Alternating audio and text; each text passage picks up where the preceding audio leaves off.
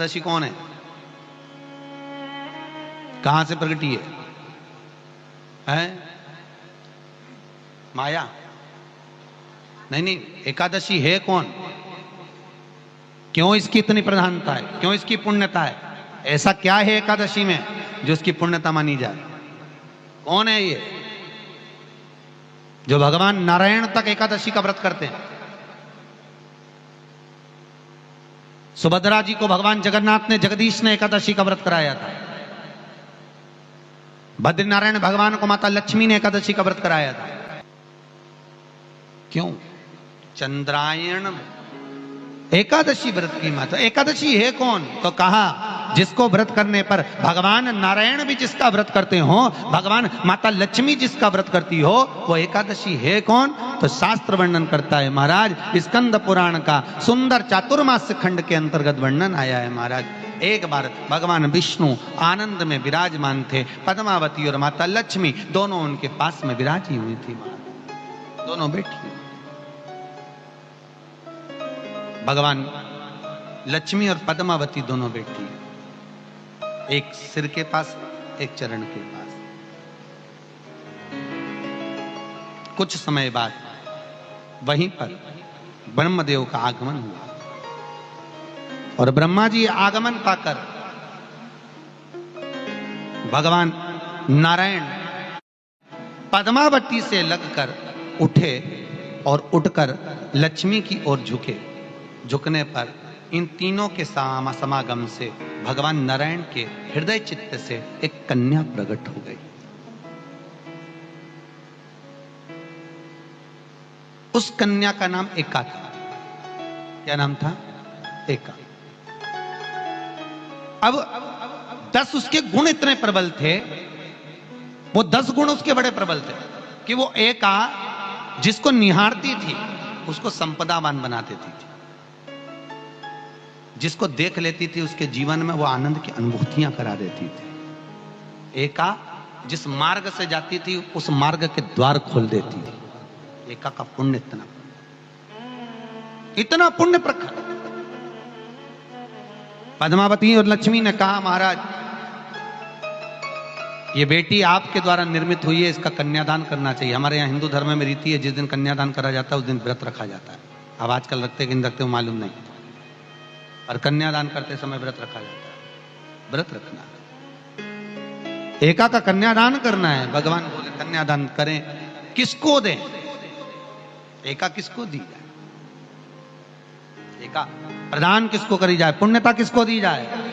भगवान नारायण ने उसी समय लक्ष्मी और पद्मा से पूछा, तुम बताओ। पद्मा लक्ष्मी दोनों एका से पूछी, एका बताओ इसका पुण्य हम आपका हस्त कमल आपको प्रदान किसको करें, हम किसको दें? एका कहती है पिताजी, भगवान से कहती है नाथ कृपा करिएगा, मेरे को अगर प्रदान करना चाहती हो, अगर मुझे देना चाहते हो तो एक काम करो, एक काम करो। यदि आप देना चाहते हो तो भगवान एक काम, माता ने कहा कि पिताजी अगर कुछ देना चाहते हो तो ऐसी कृपा करो, संसार के मनुष्य अगर मृत्यु लोक में आकर के अंदर 2 एकादशी का भी पुण्य भाग अगर ग्रहण करते हैं तो ये एका उनकी होती है और वैकुंठ का राह खोल देती है। इनके जाने से पहले अगर मैं प्रवेश करती हुई जाऊंगी और इनके मार्ग को सुलभ बनाती हुई जाऊंगी। वो एका 10 गुण के कारण एका। 2 चीजों को याद रखिए, गौदान और एकादशी। श्रीमद् वल्लभाचार्य जी ने मायावत का खंडन करा था जगन्नाथपुरी में, और श्रीमद् वल्लभाचार्य जी ने कहा था एकादशी मरने के बाद मत दो, एकादशी जीते जी दो। कहा था कि नहीं कहा था? जीते जी दान करिए। इसलिए जगदीश में, जगन्नाथपुरी में एकादशी उल्टी लटकी हुई है। करें आपने दर्शन? जगदीश में एकादशी को उल्टा लटकाया। क्यों? क्योंकि वल्लभ ने कहा कि एकादशी जीते जी दो। कई पंडितों कहते हैं तुम्हारे दादाजी मर गए, जब 12वें का दिन होता है ना तो पंडित जी संकल्प छुड़ाते हैं, दो एकादशी। बड़े बेटे ने 5 दे दी, छोटी बहू ने 3 दे दी, उसने 2 दे दी, उसने 2 दे दी। तो क्या तुम्हारे दादाजी भिखारी थे जो तुम्हारी एकादशियां लेकर जाएंगे? और तुम कौन होते हो दादाजी को एकादशी देने वाले? तुमने कौन सा इतने पुण्य कर लिए जो तुमने एकादशी दे दी? एकादशी के दान की महत्वता श्रीमद् वल्लभाचार्य जी ने कहा कि कोई व्यक्ति अगर खटिया पर सड़ रहा है, पलंग पर तड़प रहा है, हॉस्पिटल में पड़ा हुआ है, तो निवेदन है कि उसको देखने जाओ तो अपनी करी हुई एकादशी में से 2 एकादशी का दान उसको तुरंत दे दो। क्यों? तो जिससे उसको मोक्ष मिल जाए, मरने के बाद नहीं। क्योंकि मरने के बाद तो वो 10वें के दिन, गरुड़ पुराण में लिखा है 10 दिन तक जीवात्मा घर की अटारी पे रहती है। कितने दिन? 10 दिन। 10 दिन के बाद जीवात्मा चली जाती है। कहां जाती है? उसको जहां जाना है। 3 दिन में उसको भोग भोगना पड़ता है जीवात्मा को। 3 दिन नरक का भोग भोगती है, उसके बाद स्वर्ग का भोग भोगती है। 18 दिन में ये प्रोसेस पूरी हो जाती है। कितने दिन? 18 दिन। 18 दिन के बाद में उस जीवात्मा को धान के खेत में पटका जाता है। किसके खेत में? धान के, चावल के खेत में। इसलिए कहते हैं एकादशी के दिन चावल मत खाओ। कहते कि नहीं कहते? और क्या कहते हैं? द्वादशी के दिन चावल खाना जरूरी है। एकादशी का पालना करना है तो द्वादशी को चावल का 1 ग्रास खाओ, तब द्वादशी को चावल खाओगे तो एकादशी लगेगी। चावल नहीं खाओगे तो एकादशी नहीं लगेगी। द्वादशी को चावल खाना जरूरी है। क्यों कहते हैं? क्योंकि धान के खेत में जीव को छोड़ा जाता है, उस धान के खेत में, चावल के खेत में जीवात्मा रहती है। उसको चिड़िया खाती है तो चिड़िया के रूप में जन्म लेता है, मनुष्य खाता है तो मनुष्य के रूप में जन्म लेता है। इसलिए एकादशी के दिन चावल नहीं खाया जाता, क्योंकि एकादशी के दिन हम चावल खाएंगे तो जीव हत्या का दोष लग जाएगा। फिर कब खाना है? द्वादशी के दिन। द्वादशी के दिन क्यों खाया जाता है? क्योंकि हम एकादशी के व्रत करे रहते हैं, और पहला घासा जब चावल का खाते हैं तो अपनी करी हुई एकादशी का पुण्य जितने जीव हमारे मुंह में जाते हैं उनको उसका पुण्य मिल जाता है, और उनका फिर जन्म नहीं होता, वो तर जाते हैं, उनको एकादशी का भाग मिल जाता है। इसलिए कहते हैं एकादशी को चावल मत खाओ, पर द्वादशी को।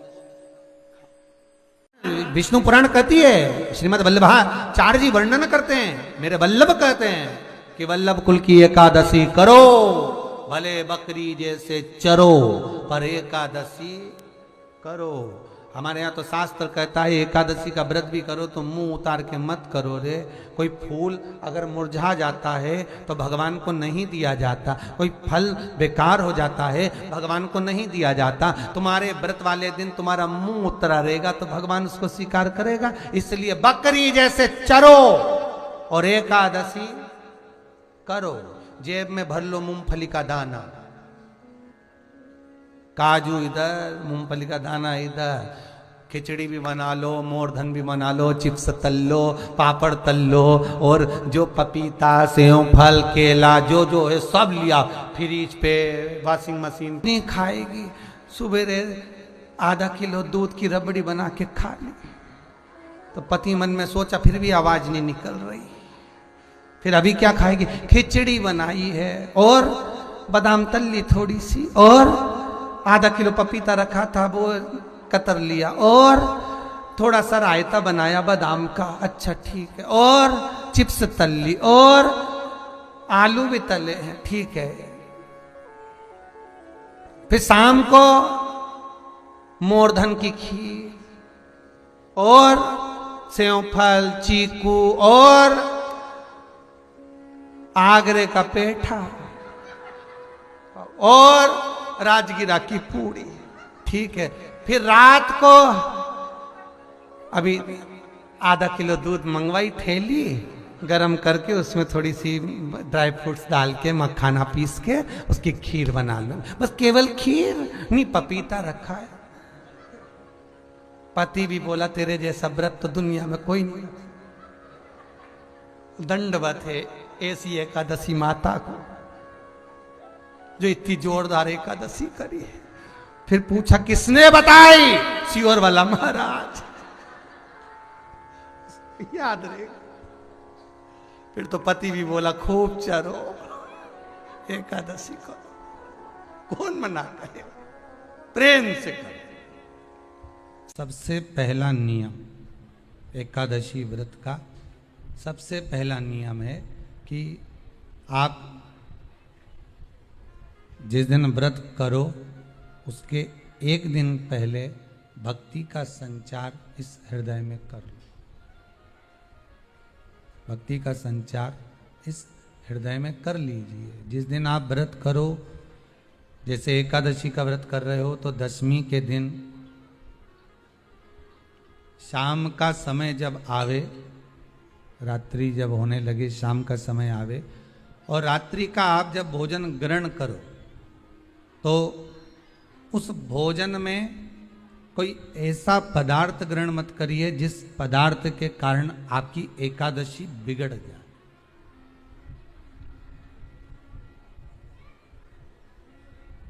कोई बेकार भोजन हमें ग्रहण नहीं करना, श्रेष्ठ भोजन ग्रहण करिए दशमी के। और एकादशी का दूसरा नियम बहुत ध्यान से सुनिएगा। जिस दिन आपकी एकादशी का व्रत हो उस दिन प्रयास करिएगा कि अपने हाथ से किसी भी वृक्ष की कोई पत्ती टूटे ना। अपने हाथ से किसी भी वृक्ष की, पौधे की, किसी भी वृक्ष की पत्ती अपने हाथ से ना टूटे। बहुत ध्यान दीजिएगा महाराज। एकादशी का ये दूसरा नियम है कि अपने हाथ से किसी पौधे की, किसी वृक्ष की, किसी डाली की कोई पत्ती टूटे ना, कोई पत्ती ना टूटे, इसका प्रयास करिए।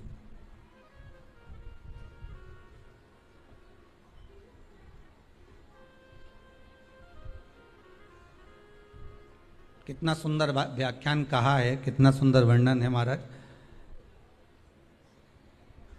कि मात्र एकादशी का व्रत कर लेने पर, मात्र एकादशी का व्रत कर लेने पर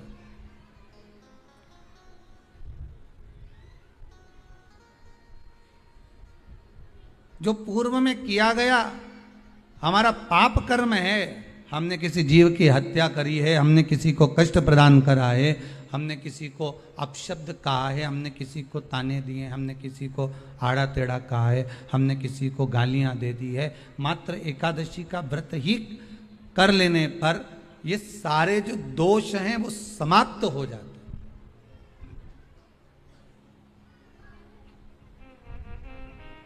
सारे दोष हमारे समाप्ति पर आ जाते हैं।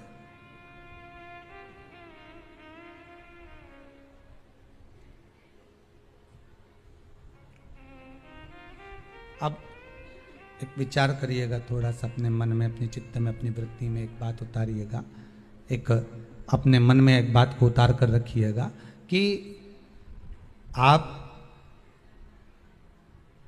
अपने पाप को, अपने पाप कर्म को जिस दिन छिन्न करने वाले हो, समाप्त करने वाले हो, अपने पाप को आप जिस दिन समाप्ति पर लेकर जा रहे हो, तो उसके एक दिन पहले आपको प्रसन्नता होना चाहिए कि नहीं होना चाहिए कि कल मेरा पाप कटने वाला है, कल मेरा पाप समाप्त होने वाला है,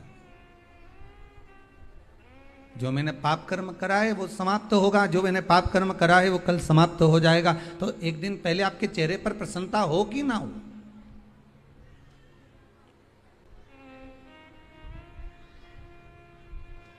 और चेहरे पर वो प्रसन्नता आपके आना चाहिए कि कल मेरा एकादशी का व्रत है, आज दशमी है, कल एकादशी का व्रत है, तो कल मेरी जब एकादशी का व्रत रहेगा तो मेरा ना जाने कितना कितना पाप, कितना असत्य, कितना झूठ, कितना प्रपंच वो समाप्त हो जाएगा। इसमें मुझे प्रसन्नता हो, इसमें मुझे आनंदता हो।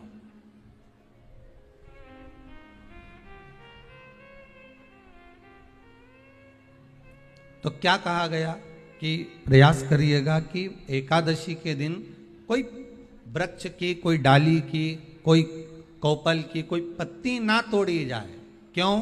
तो कहा अगर उस पत्ती को हम तोड़ देते हैं, वृक्ष की पत्ती को या क्यारे में लगी हुई कोई डाली की पत्ती को हम तोड़ देते हैं तो एकादशी का पुण्य फल प्राप्त नहीं होता, एकादशी का कोई फल हमारे खाते में नहीं जाता, पुण्य फल प्राप्त। अब फिर भले तुम चाहे तुमने मोरधन खाया हो, चाहे तुमने फिर चिप्स खाई हो, चाहे तुमने फिर व्रत का कितना ही सामान खा गए हो और तुमने सोचा कि आज मेरी एकादशी है, तो फिर उसका कोई फल प्राप्त नहीं, उसका कोई सुख प्राप्त नहीं आपको, फिर उसका कोई आनंद प्राप्त नहीं आपको, फिर उसमें कोई आनंद की अनुभूति आपको नहीं मिल रही।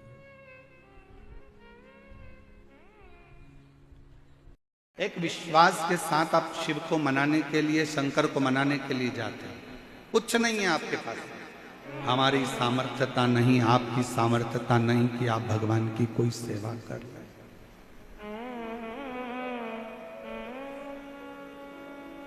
इसलिए 33 कोटि देवताओं ने हमको एक मार्ग बताया। भगवान कृष्ण को गर्गाचार्य जी ने कहा था कि शिव जी का अभिषेक करो।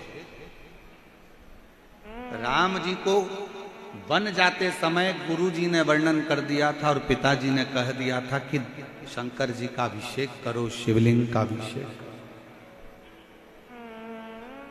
शिवलिंग का अभिषेक करो। और प्रत्येक पुराण में वर्णन आता है कि जिसने दिल से शंकर भगवान का अभिषेक किया, एक लोटा जल समर्पित करा, उसको शिव सरलता से प्राप्त। एक लोटे जल में वो बल है। तुम लोटा भर के मंदिर जाओ, एक लोटा जल चढ़ाओ, उसमें से जल झेल कर लाओ, लोटे के अंदर रखकर बस अपना विश्वास शिव के प्रति रखो, शंकर। उसके द्वार तक तो जाओ, वो आपको मिलेगा, जरूर मिलेगा।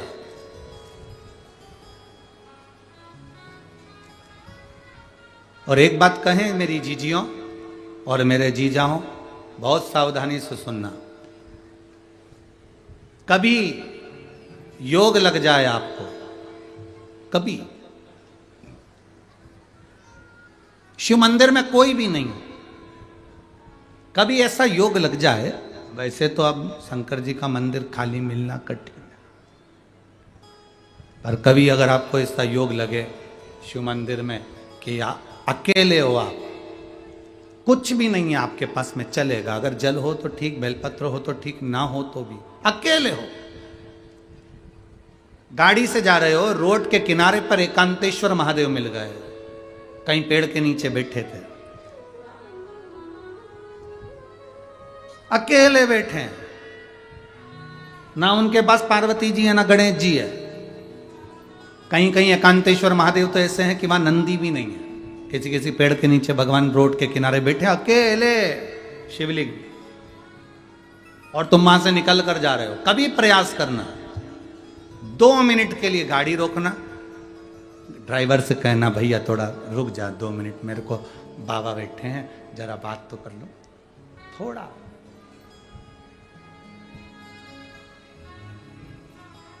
रोको जरा, रोको, 2 मिनट रोक कर उसके पास बैठकर, कुछ भी नहीं होना, कुछ भी नहीं, थोड़ा सा सफाई कर देना, बैठकर दिल से कह देना बहुत दुखी हूं बाबा, पर मेरे महाकाल राजा, ओ मेरे महाकाल राजा, ये दिल, मन, चित्त, बुद्धि, परिवार, सब कुछ आप पर सौंप दिया है। अब मेरी जिंदगी के निर्णय मेरे महाकाल राजा आपको लेना है, और मैं जानती हूं आप मुझे गिरता हुआ नहीं देख सकते, क्योंकि आप काल अधिपति हो। विनय करो, बैठकर बात करो, प्रार्थना करो, थोड़ी देर बैठकर श्री शिवाय नमस्तुभ्यम, जरा जम के बोलो एक बार, श्री नमस्तुभ्यम, दिल से बोलो उसको। जब आप हम और एक साथ बाबा से प्रार्थना करें, वो क्यों ना सुने।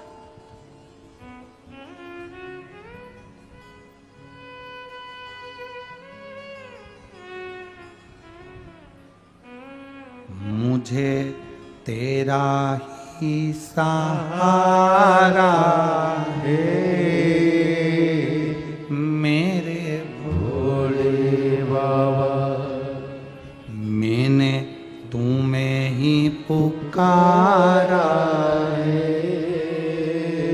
मेरे भोले बाबा। अब सबसे निवेदन है, आपके घर में छोटे से बच्चा जन्म ले, उसके कान में एक बार श्री शिवाय नमस्तुभ्यम बोला करो।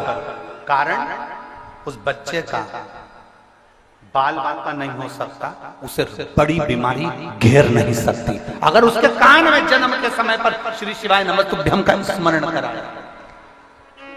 पंचाक्षर मंत्र नमः शिवाय, षडाक्षर मंत्र ओम नमः शिवाय अगर बोला गया है, उस बच्चे का बाल बाका नहीं हो सकता, उसको होगा ही नहीं।